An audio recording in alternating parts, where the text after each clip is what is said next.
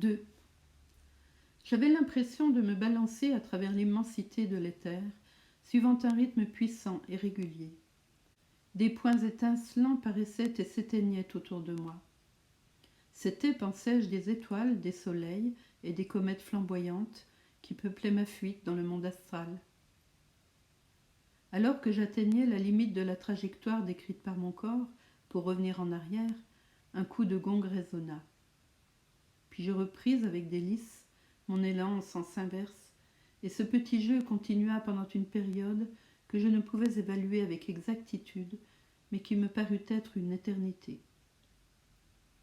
Un changement se produisit ensuite dans le cours de mon rêve étrange. Le balancement se fit plus court et sur un rythme accéléré. À peine pouvais-je de temps à autre reprendre haleine, puis j'étais de nouveau violemment projeté à travers les deux. Le gong aussi retentissait plus furieusement et à intervalles plus rapprochés. Et l'appréhension de chaque coup se faisait chez moi plus douloureuse. Après quoi mon rêve subit une variation nouvelle et j'eus l'impression d'être traîné sur un sol caillouteux que le soleil aurait chauffé à blanc. Ma peau s'écorchait à vif et l'angoisse que j'en ressentais était intolérable. Le gong résonna encore comme un glas lugubre. Les points étincelants reparurent en une avalanche lumineuse, comme si tout le système planétaire s'écroulait dans le vide. Je haletai pour retrouver ma respiration et ouvris les yeux. 2 inconnus étaient à genoux à mes côtés et me prodiguaient leurs soins. Le balancement puissant que je subissais était provoqué par le tangage du bateau qui me portait. Quant au gong redouté, c'était tout bonnement une poêle à frire, pendue au mur, qui résonnait à chaque mouvement du navire. Le sol brûlant et rugueux était la paume rude des mains d'un des 2 hommes, qui me frictionnait énergiquement sur toutes les coutures. J'avais la poitrine écorchée et rouge, et je pus voir de minuscules gouttelettes de sang qui perlaient sur l'épiderme enflammé. « Ça va comme ça, Johnson, dit l'autre homme. Regarde un peu, tu lui as arraché la peau à force de frotter. » Le grand gaillard à qui s'adressaient ces paroles avait le type scandinave très prononcé. Il cessa son massage et se leva d'un air gauche. Son camarade était visiblement un homme des faubourgs de Londres, qui avait, en même temps qu'il buvait le lait de sa mère, largement absorbé le son des cloches de Sainte-Marie-le-Beau, église de Londres dans le quartier de Cheapside. Maigre et efflanqué, avec des manières efféminées, il était coiffé d'une casquette blanche dégoûtante et ceint d'un tablier de grosse toile non moins repoussant. Accoutrement qui le désignait clairement comme le maître-coq de la plus infecte cuisine qu'il y ait jamais eu sur un bateau. « Alors, comment vous sentez-vous » me demanda-t-il, avec ce sourire obséquieux qui lui provenait de plusieurs générations d'ancêtres en quête de pourboire. J'étais encore extrêmement faible, et pour toute réponse, je me mis péniblement sur mon séant. Puis avec l'aide de Johnson, je parvins à me lever tout à fait. Le tintamarre que faisait la poêle à frire et qui n'arrêtait pas me tapait sur les nerfs. Je n'arrivais pas à rassembler mes esprits. Après m'être cramponné à la boiserie, avec un mouvement de dégoût au contact de la couche de graisse dont elle était imprégnée, j'allais en titubant vers le fourneau qui était tout rouge. Une fois là, j'atteignis de la main l'ustensile, le décrochai et le fourrai bien en sûreté dans le coffre à charbon. Le coq esquissa une grimace devant cette marque de nervosité que je venais de donner, puis me tendit un gobelet fumant en me disant « Buvez, ça vous fera du bien ». C'était du café pour matelot, c'est-à-dire une mixture nauséabonde. Mais sa chaleur me revivifia. Entre 2 gorgées, j'abaissai mes yeux vers ma poitrine tout écorchée, qui continuait à saigner, et m'adressant au Scandinave, « Johnson, lui dis-je, je vous remercie de vos bons soins, mais vous avez, reconnaissez-le, des remèdes plutôt héroïques. » Ému du ton de reproche qui était dans ma voix, Johnson me tendit la paume de sa main en guise d'excuse. Elle était étonnamment calleuse. Je passai la mienne sur ses rugosités, qui avaient la dureté de la corne, et j'eus la chair de poule au seul contact de cette terrible râpe. « Je m'appelle Johnson et non Johnson, observa l'homme. Il s'exprimait en bon anglais, quoique un peu lentement et avec un imperceptible accent. Dans ses yeux, d'un bleu pâle, très doux, je lus une muette protestation contre mes reproches que je regrettais. C'était au demeurant un personnage sympathique, et la franche simplicité de sa réponse m'avait immédiatement conquis. Je lui tendis la main et corrigis. « Merci, Johnson. » Il parut un peu embarrassé, hésita un instant en se balançant d'une jambe sur l'autre. Puis finalement s'empara de ma main, qu'il serra avec cordialité. « N'auriez-vous pas quelques vêtements secs à me prêter » demandai-je au cuisinier. « Certainement, répondit-il avec un joyeux empressement. Certainement, répondit-il avec un joyeux empressement. Je vais descendre dans la cale jeter un coup d'œil sur mon fourniment. Si toutefois vous ne voyez pas d'inconvénient à porter mes frusques. Il sortit, ou plutôt se coula hors de la cuisine, avec une souplesse qui me frappa. Ses pas étaient comme huilés. Il était tellement imprégné de graisse qu'il glissait plus qu'il ne marchait. Je m'enquis auprès de Johnson, que je pris avec raison pour un des matelots du bord. « Où suis-je ? Quel est ce bateau ? Et où va-t-il » Avec un effort manifeste pour me servir son meilleur anglais, Johnson répondit lentement et méthodiquement, dans l'ordre, aux questions posées. Au large des Farallones, cap au sud-ouest, goélette le fantôme, armée pour la pêche aux phoques, à destination du Japon. Et qui est le capitaine ? Il est nécessaire que je lui parle dès que j'aurai mis des vêtements secs. Johnson parut fort perplexe et s'efforça de bâtir, avec les restrictions nécessaires, une réponse à peu près satisfaisante.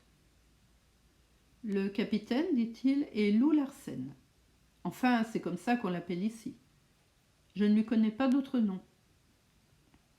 Mais vous ferez bien de peser vos paroles. Ce matin, il est d'une humeur massacrante. Le second, il n'eut pas le temps d'achever sa phrase, car le coq s'était de nouveau glissé dans la cuisine.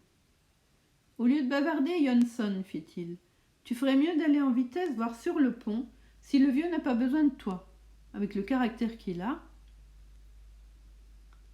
Docilement, Johnson obéit, et tout en se dirigeant vers la porte, me lança un clin d'œil amical et grave, gros d'avertissement, pour me recommander d'être prudent vis-à-vis du terrible capitaine que j'allais bientôt affronter. Le cuisinier portait sur son bras un tas de loques fripées, parfaitement immondes, et qui fleuraient le moisi. « J'ai lavé moi-même ces habits, m'expliqua-t-il. N'ont pas encore eu le temps de s'essorer complètement. Faudra pourtant vous en contenter, en attendant que les vôtres sèchent au feu. » Toujours titubant par suite du mouvement du bateau, je m'accotai à la boiserie pour garder mon équilibre et réussis, grâce à l'aide du coq, à enfiler un tricot de grosse laine. Je frissonnai involontairement à ce rude contact. Le coq remarqua ma grimace et observa avec un sourire affecté. « Je vous souhaite de ne pas être obligé dans votre vie d'en porter souvent de pareilles. Votre peau est délicate comme celle d'une dame. Du premier coup d'œil, j'ai jugé que vous étiez un gentleman. » Cet individu m'avait immédiatement déplu, et pendant qu'il m'aidait à m'habiller, cette répulsion croissait encore. Son contact avait quelque chose de répugnant. Instinctivement, je m'écartai de lui, c'était plus fort que moi. Les émanations des marmites placées sur le fourneau et qui cuisaient à gros bouillon ajoutaient à mes nausées. Aussi comprendra-t-on sans peine la hâte que j'avais de sortir à l'air pur. Il était en outre nécessaire que je voie sans tarder le capitaine afin de m'entendre avec lui sur les mesures à prendre pour me débarquer. Après 1000 excuses de n'avoir pas mieux à m'offrir et de véhéments commentaires, le coq m'aida à passer par-dessus le tricot une chemise de coton bon marché au col élimé et dont le plastron était maculé, me sembla-t-il, d'anciennes taches de sang. Des espadrilles me chaussèrent les pieds. Une combinaison de toile bleue, toute déteinte, avec une jambe plus courte que l'autre de 25 cm au moins, me tint lieu de pantalon. On aurait dit que le diable avait un jour tenté d'agripper par là l'âme du coq, et que le morceau de tissu lui était resté dans les griffes. Une casquette de voyou, un veston de coton rayé, tout crasseux, dont les manches me venaient à peine au coude, complétèrent mon accoutrement. « Et qui dois-je remercier de toutes ces bontés ?» demandai-je. Mon interlocuteur se dressa sur ses ergots, avec ce mélange d'insolence servile et d'humilité feinte qui, sur les transatlantiques, est propre aux stewards lorsque la traversée tire à sa fin et qu'ils attendent le pourboire d'usage. « Mugridge, me répondit le coq d'un ton patelin, un sourire heureux éclairant ses traits efféminés. « Thomas Mugridge, pour vous servir. »« Très bien, Mugridge. Je n'oublierai pas de vous témoigner ma reconnaissance quand mes vêtements seront secs. » Son visage rayonna, comme si, dans les profondeurs de son être, tous ses ancêtres avaient tressailli au souvenir des pourboires passés, empochés par eux. « Merci, monsieur, merci 1000 fois, fit-il, en manifestant beaucoup de confusion et de modestie. Je tirai la porte qui s'ouvrait en arrière et il s'effaça obséquieusement pour me laisser passer. Je m'avançai sur le pont. Par suite de mon immersion prolongée, j'étais encore très faible. La goélette donnait fortement de la bande et piquait du nez dans la grande houle du Pacifique. Une rafale me fit perdre l'équilibre sur ce plancher mouvant et je m'en allai rouler jusqu'à un capot auquel, après m'être relevé, je m'arc-boutai de mon mieux. Si le navire, comme me l'avait dit Johnson, faisait voile vers le sud-ouest, le vent, lui, soufflait du plein sud. Le brouillard s'était dissipé et le soleil brillait au ciel, reflété par les 1000 facettes cristallines de la mer. Je tournai immédiatement vers l'est mon regard, car je n'ignorais pas que c'était dans cette direction que se trouvait la Californie. Mais je n'aperçus à l'horizon que des bancs de brume bas. Ceux qui, apparemment, avaient causé l'engloutissement du Martinez et m'avaient amené là où j'étais. Vers le nord, à peu de distance de nous, un groupe de rochers nus émergeait de la mer, et sur l'un d'eux, je distinguais un phare. Je reportai ensuite mon attention sur mon entourage immédiat. Tout d'abord, ce qui excita chez moi la plus vive surprise, ce fut de constater combien on s'occupait peu de quelqu'un qui, tout récemment échappé à une catastrophe, venait de voir la mort de si près. Exception faite de l'homme de bar qui m'examinait curieusement, personne ne me portait le moindre intérêt. On semblait s'occuper beaucoup plus d'un grand diable qui gisait sur le dos, sur le panneau d'une écoutille. Sa chemise était largement ouverte sur sa poitrine, mais on ne voyait pas la peau qui était couverte d'une masse de poils noirs assez semblable à la fourrure d'un chien. La figure et le cou disparaissaient également sous la broussaille d'une énorme barbe noire, tachetée çà et là de poils gris, et qui, comme tout le corps de l'homme, dégouttait d'eau. Les yeux fermés, l'homme semblait sans connaissance. Il avait la bouche grande ouverte, sa poitrine haletait, et il avait du mal à respirer. D'un mouvement automatique, un matelot prenait de temps à autre un seau de toile pendu au bout d'une corde, le laissait tomber à la mer, puis quand il était plein, le hissait à bord, et pour lui faire reprendre ses esprits, j'imagine, en déversait le contenu sur l'homme prostré. En mâchant furieusement un bout de cigare, l'homme dont le regard m'avait sauvé faisait les 100 pas sur le pont. Il mesurait bien 1,90 m. Mais ce qui me frappa surtout, c'était sa vigueur exceptionnelle.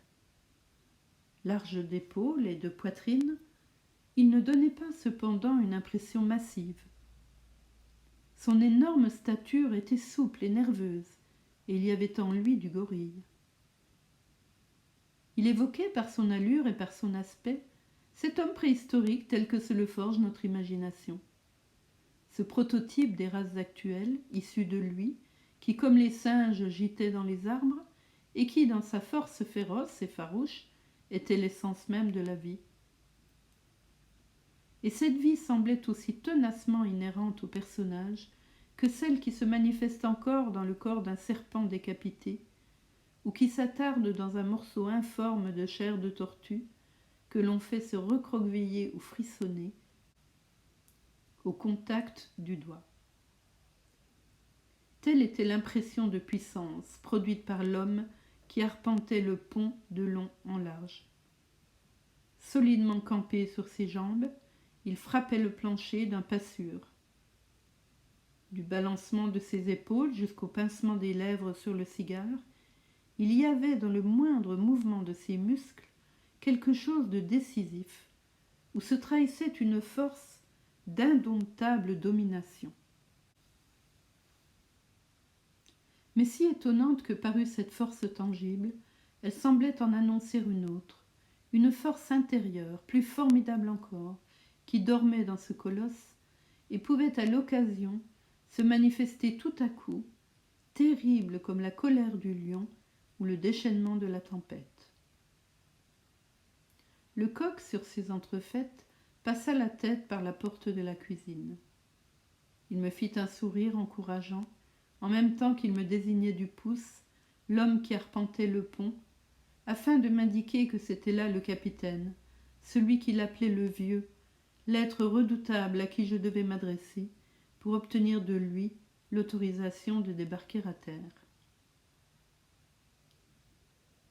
Je pris tout mon courage et, prêt à affronter l'orage éventuel qui menaçait, j'allais m'avancer, quand une suffocation plus violente s'empara du malheureux qui gisait sur le dos.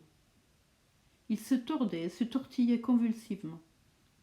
Le menton faisait pointer sa barbe noire vers le ciel, et des râles d'agonie soulevaient plus violemment la poitrine.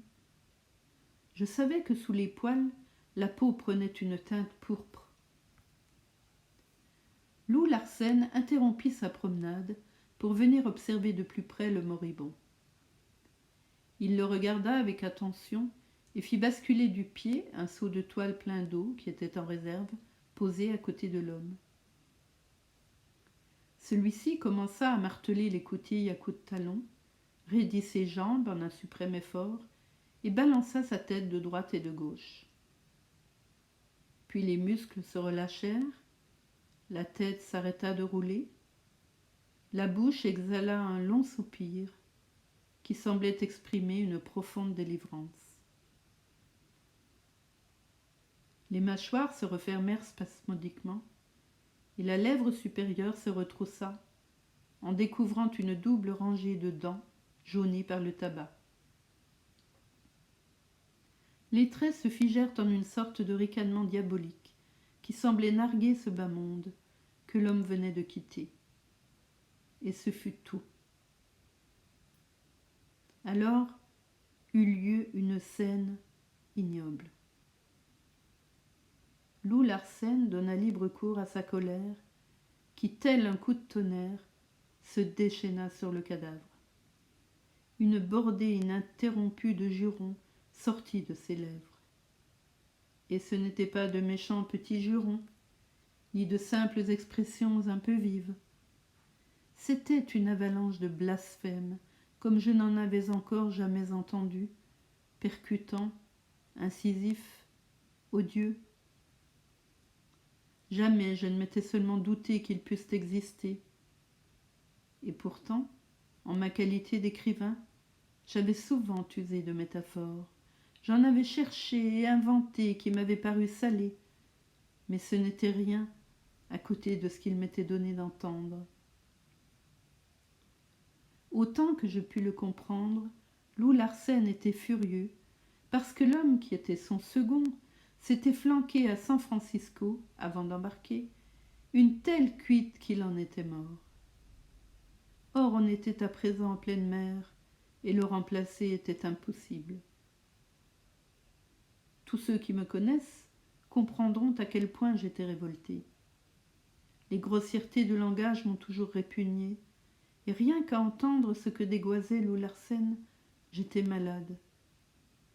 Élevée dans le respect de la mort, je l'avais toujours vue entourée d'un pieux et touchant cérémonial. J'ignorais ce qu'était la mort ignoble et dégoûtante. Le torrent brûlant d'injures que la bouche de Lou Larsen vomissait sur ce cadavre aurait dû suffire, semblait-il, à en dessécher la face. Je n'aurais pas été autrement étonnée de voir la barbe noire se tortiller comme des copeaux au souffle d'un brasier et prendre feu.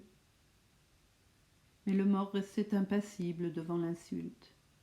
Il continuait à ricaner d'un air cynique et pour la première fois sans doute bravait la fureur du maître déchaîné contre lui.